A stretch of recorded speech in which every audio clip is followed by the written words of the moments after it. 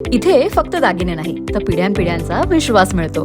परंपरेची झळाळी आणि विश्वासाची खात्री. कैलास अडगावकर ज्वेलर्स, दत्त मंदिर बस स्टॉप, नाशिक रोड. महाराष्ट्रातील प्लंबिंग असोसिएशनच्या वतीनं सामाजिक उपक्रमाअंतर्गत महाराष्ट्रातील प्लंबिंग क्षेत्रात उल्लेखनीय कार्य करणाऱ्या 11 प्लंबिंग मित्रांचा सत्कार करण्यात आला. सर मोक्षगुंडम मार्गावरील इन्स्टिट्यूट ऑफ इंजिनियर सभागृहात आयोजित कार्यक्रमात आमदार सीमा हिरे महेशिरे यांच्या हस्ते पुरस्कार देऊन गौरव करण्यात आला आणि मान्यवरांच्या हस्ते दीप प्रज्वलन करून कार्यक्रमाचा शुभारंभ झाला. कार्यक्रमाच्या अध्यक्षस्थानी आमदार सीमा महेशिरे होत्या. यावेळी भाजप शहर अध्यक्ष सुनील केदार, प्राचार्य प्रशांत पाटील तसेच महाराष्ट्र प्लंबिंग असोसिएशनचे राज्याचे चेअरमॅन रवी पाटील, श्रीहरी गांगल यांची प्रमुख उपस्थिती होती. प्रास्ताविकात रवी पाटील यांनी देशातील प्लंबिंग साहित्य निर्मिती आणि प्लंबिंग सेवा या क्षेत्राची वार्षिक उलाढाल सुमारे 3 लाख कोटी रुपये असून या क्षेत्रातून मोठ्या प्रमाणात प्रत्यक्ष आणि अप्रत्यक्ष रोजगार निर्माण होतो. आगामी काळात प्लंबिंग क्षेत्राची उलाढाल 10 लाख कोटी रुपयांपर्यंत पोहोचण्याची अपेक्षा त्यांनी व्यक्त केली. प्रशासन याच्यात जोपर्यंत कोणी आवाज उठवत नाही तोपर्यंत आज आपण पाहतो या नाशिक शहराची परिस्थिती पूर्ण राज्यभर आपलं नाव बदनाम होते. येणारा कुंभमेळा हा कसा व्हायला पाहिजे त्याच्यासाठी ताई आपल्या विभागात 6 प्रकारच्या लाईनी टाकल्या जात आहेत. एक रेन वॉटर आहे, एक वॉटर सप्लाय आहे, एक ड्रेनेज लाईन आहे, एक MNGL ची लाईन आहे, एक पाण्याची आपल्या इलेक्ट्रिकची लाईन आहे आणि एक आपल्या कॅमेरा सिस्टीमची लाईन आहे. 6 लाईनी आपल्या शहरात टाकल्या जात आहेत. कोणीही प्रतिनिधी त्याच्यावरती आवाज उचलत नाही. आज आपण गोव्यासारख्या शहरात जर पाहिलं तर त्या 6चे 6 लोक एकत्र आहेत. म्हणजे MNGL समजा तिथलं वेगळं कोणी असेल पण MSCB, water supply, drainage system हे सारे एकत्र आहेत. आणि जेव्हा कुठे पाण्याचं साधं कनेक्शन आज आपण पाहतो नाशिक शहरात ताई 6 मीटर 7.5 मीटरचे रोड आहेत. ते फक्त नावाला रुंदीकरण होत आहे, परंतु त्या ठिकाणी एवढ्या हायराईज बिल्डिंग येत आहेत 7-7 मजलीच्या आणि त्या ठिकाणी जाण्या येण्याचा रस्ता नसतो. अशा ठिकाणी जर आता आपल्या वॉटर सप्लाय आणि ड्रेनेजच्या सिस्टीम होत असतील तर त्या रोडच्या कडेला व्हायला हवेत. बऱ्याचदा जुन्या पाईपलाईन आहेत त्या कुठल्याही पद्धतीने चेंज होत नाही. उज्ज्वला बाळूमोटे, सांगली. वैशाली राहुल पाटील, नाशिक. अमोल सुधाकर धोंडगे, नाशिक महानगरपालिका. केशव काशीनाथ येदले, लातूर. दिलीप पाटील, अनिल महिपाल राऊत, नागपूर. केशव शेषराव चौधरी, वर्धा. मिलिंद रघुनाथ जोशी, पुणे. पंकज पुंजाज फालक, जळगाव. राजेंद्रभाई कृष्णदासभाई शहा आणि श्रीकांत मांगलीलाल जाजू यांचा आमदार सीमा हिरे यांच्या हस्ते सत्कार करण्यात आला. प्लंबिंग क्षेत्रातील कामगारांना अधिक प्रभावी प्रशिक्षण मिळावे यासाठी शासकीय ITI मध्ये जपानी पद्धतीच्या डोजो रूम स्वरूपातील प्रशिक्षण केंद्र सुरू करण्याची मागणी आमदार सीमा हिरे यांच्याकडे करण्यात आली. आमदार सीमा हिरे यांनी पुरस्कारप्राप्त सगळ्यांचे अभिनंदन करून इतरांनीही त्यांच्या कार्यातून प्रेरणा घेऊन दर्जेदार काम करावे असे आवाहन केले. उपस्थित असलेले सर्वप्रथम आपल्या सगळ्यांच्या वतीने रवींद्रजी पाटील यांना वाढदिवसाच्या खूप मनपूर्वक शुभेच्छा देते. कारण शुभेच्छा राहून नको जायला, बोलायचं ना. आज सगळ्यांच्या वतीने त्यांना शुभेच्छा देते. आज आपल्या दैनंदिन जीवनामध्ये पाणी हा अविभाज्य घटक आहे. अगदी मूलभूत गरज आपण म्हणतो की पाणी म्हणजे जीवन हे आहे आणि त्यामुळे पाणी प्रत्येक घरापर्यंत व्यवस्थित पोहोचवणं हे काम प्लंबरच्या माध्यमातून होत असतं. आणि त्याचबरोबर आपल्या आरोग्याची व्यवस्था असेल किंवा पाण्याचा निचरा असेल, या सगळ्या गोष्टी प्लंबरच्या माध्यमातून होत असतात.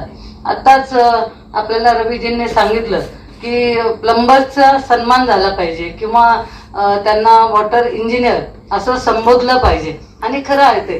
आपण बऱ्याच वेळा डॉक्टरांविषयी बोलतो, शिक्षकाला त्यांनी मगाही सांगितलं रवीजींनी की ते कधीही फॅमिली सोबत वाढदिवस करत नाही. आणि मी स्वतः आता इथे 3ऱ्या-4थ्यांदा इथे आहे वाढदिवसाला. दरवर्षी वेगवेगळे जे का चांगलं काम करतायत त्यांचा सन्मान करतात आणि तो पूर्ण वेळ ते इथे या कार्यक्रमामध्ये खरं तर घालवत असतात. आणि त्यामुळे ही खरोखर कौतुकाची गोष्ट आहे. कारण मातून तयार केलेलं आहे की चांगले प्लंबर आज नाशिकमध्ये त्यांच्या माध्यमातून तयार झालेले आहे. आणि त्यामुळे त्यांनी आता जे सांगितलं की याच्या पुढे देखील हा जो वाढदिवस आहे तो वेगवेगळ्या ठिकाणी झाला पाहिजे. खरं आहे ते. दरवर्षी आम्ही येणार, आम्हीच 3 पाहुणे येणार आणि त्यात तुम्ही यायचं असं वेगवेगळे लोक जर ठिकाणी गेले तर अजून वेगवेगळ्या लोकांचे त्यांचाही संपर्क येईल. महाराष्ट्रभर पूर्ण त्यांच्या जवळपास 22 ठिकाणी त्यांच्या संस्था आहेत आणि त्यामुळे 22 ठिकाणी चांगला विस्तार त्यांनी त्यांच्या माध्यमातून केला. फक्त प्लंबिंगच नाही, मला आठवतं की आता खानदेश मंडळ आहे नाशिकमध्ये, जे त्यात आताच काल जे कानबाईचा महोत्सव होता किंवा कानबाईची जी आपल्या इथे स्थापना होते त्याची मिरवणूक असेल, प्रत्येक ह्याच्यात त्यांचा खूप उत्साहाने सहभाग असतो. पक्षाच्या सुद्धा कार्यात BJP मध्ये सुद्धा ते अनेक वर्षापासून कार्यरत आहेत. यावर्षी देखील त्यांची इच्छा होती, काही कारणाने ते त्यांना मिळू शकलं नाही, परंतु त्यांनी पुष्कळ प्रयत्न केले आणि त्याचबरोबर सगळ्यांनीच प्रयत्न केले. मग शहराध्यक्ष असेल, मी स्वतः असेल, कारण आपल्या प्रत्येकाला पाहिजे असतं की आपल्या ज्येष्ठ लोकांना न्याय मिळाला पाहिजे. त्याचबरोबर प्राचार्य प्रशांत पाटील यांनी प्लंबिंग प्रशिक्षणाबाबत मार्गदर्शन केले, तर केंद्र सरकारच्या विविध व्यवसाय वृद्धी योजनांची माहिती दिली. गरीबचं प्रमाण कमी होत आहे, तसंच सगळ्या शहरांमध्ये होत आहे. नाशिकमध्ये नवीन ज्या बिल्डिंग सुरू होत आहेत त्या किमान 6 मजल्यापासून 22-23 मजल्यापर्यंत होत आहेत. त्यामुळे येणाऱ्या पिढीकरता प्रचंड मोठं काम आहे. अमेरिकेत तर सगळ्यात श्रीमंत डॉक्टर इंजिनियर नाही तर ते प्लंबर आहेत. त्याच्यामुळे जी जुन्या काळची खंत होती ती जुनी खंत आहे, पण नवीन याच्यात प्रचंड मोठा स्कोप आहे. फक्त काळाबरोबर आज ज्या 75 ITIचा कागद साहेबांनी उल्लेख केला, ती काळाच्या बद्दल तेवढी बदल होत नाहीये. त्याच्याकरता जसं COEPला भाऊ इन्स्टिट्यूट झाली, प्लंबिंगची जशी प्रत्येक जिल्ह्याला एक इन्स्टिट्यूट होणं आवश्यक आहे. मागे आम्ही कोविडच्या आधी करायला घेतलं पण होतं, पण ते कोविडमुळे राहून गेलं. ते कार्य करून एक चांगली प्लंबिंगची इन्स्टिट्यूट तुम्ही उभी करायला समोर या, आम्ही सगळी मदत करूया. त्याच्या माध्यमातून अनेक लोकांना रोजगार मिळेल आणि आणखीन क्वालिटी काम करण्याकरता काय आवश्यक आहे त्याच्याकरता तुमच्या लोकांनाही ट्रेन करता येईल आणि त्या दिशेने आपण काम करूया. आधीच उशीर झाला हे मान्य आहे. पुन्हा एकदा आपल्या संघटनेला शुभेच्छा देतो, रवी पाटील साहेबांना शुभेच्छा देतो आणि तुमची संघटना अशीच उत्तम काम करेल अशी अपेक्षा व्यक्त करून माझे 2 शब्द संपवतो. भाजप शहराध्यक्ष सुनील केदार यांनी कार्यक्रमाला शुभेच्छा देत आपले मनोगत व्यक्त केले. ते पाटील सर रिटायर होणार आहे, परंतु 60 नंतर खऱ्या अर्थाने राजकारणात प्रगल्भता येते आणि तो पुढे जातो असं मुंडे साहेब म्हणायचे. ते करा, पुढची बैठक लातूर म्हणा किंवा त्यांना जसं तुमचं काय सर्क्युलेटिंग असेल तशी घेतली तर आपण झालं तर तसं काही विचार होऊ शकतो त्यांचा, पण ते डिलिमिटेशनवर आहे. परंतु कुठल्याही आशेवर राहण्यात काही मजा नाही असं मला वाटतं. म्हणजे मी स्वतःच त्याचा मी आज ज्या दिवशी अध्यक्षपद जाहीर झालं होतं त्या दिवशी सीमाताईंना माहितीये, त्या कादवा साखर कारखाना म्हणजे आमच्याच तालुक्यातला आहे तो, तिथं मी मिटिंगला निघून गेलो होतो आणि इथल्या लोकांना सांगितलं, अरे म्हणलो 60 नंतर काही मला अध्यक्षपद मिळणार नाही, मी चाललो आता कादवाच्या मिटिंगला जातो. आणि त्याच दिवशी ते अध्यक्षपद जाहीर झालं तेव्हा मी मिटिंग मध्ये बसलो होतो.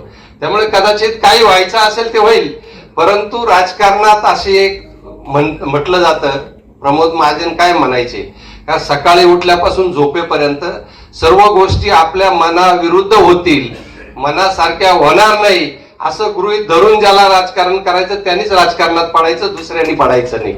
म्हणजे nothing is impossible in politics, everything is possible in politics. Latur प्रमुख इम्रान गोंद्रीकर यांनी प्लंबिंग असोसिएशनचे प्रश्न मांडण्यासाठी आपले नेतृत्व असावे अशा भावना व्यक्त केल्या. आणि तिथून जर समाजाचं भलं होत असेल आणि त्या समाजामध्ये नाव त्याचं मोठं होत असेल आणि ज्या व्यक्तीला मान सन्मान नसेल, उदाहरणार्थ मीच माझ्या स्वतःसाठी म्हणेल, प्लंबिंग हा घटक कधीच लातूरमध्ये मोजला जात नव्हता. आज महाराष्ट्र प्लंबिंग असोसिएशन हे टॉपला आहे आणि आम्ही आज महाराष्ट्रभर काम करतोय. जसं गांगल सरांनी म्हणलं की भरपूर दूरहून इथं लोक आलेले आहेत, प्रतिनिधी आलेले आहेत. लातूरमध्ये ज्यावेळेस महाराष्ट्र प्लंबिंग असोसिएशनचं निर्माण होत होतं त्यावेळेस पाटील साहेबांनी 1 सेकंदाचा सुद्धा विचार नाही केला. काय गिफ्ट घेऊन आले होते, किती गिफ्ट घेऊन आले ते, हे फक्त जे सुरुवातीला त्या हॉलला होते त्याच लोकांना माहित होतं. त्या व्यक्तीला माहिती नव्हतं की इथून कोण जन्माला येतील, कोण मला भेटण्यासाठी येतील. त्यांना फक्त एकच माहित होतं, 2015ची ही परिस्थिती भयानक परिस्थिती आहे, ह्या परिस्थितीपासून जर लढायचं असेल तर माझ्या क्षेत्रातले लोक त्यांना मदत करतील आणि आम्ही तिथं काम करून पाटील साहेब आपल्या असोसिएशनचं नाव लातूर जिल्ह्यामध्ये नाहीये तर मराठवाड्यामध्ये नाही महाराष्ट्रामध्ये मोठं केलेलं आहे.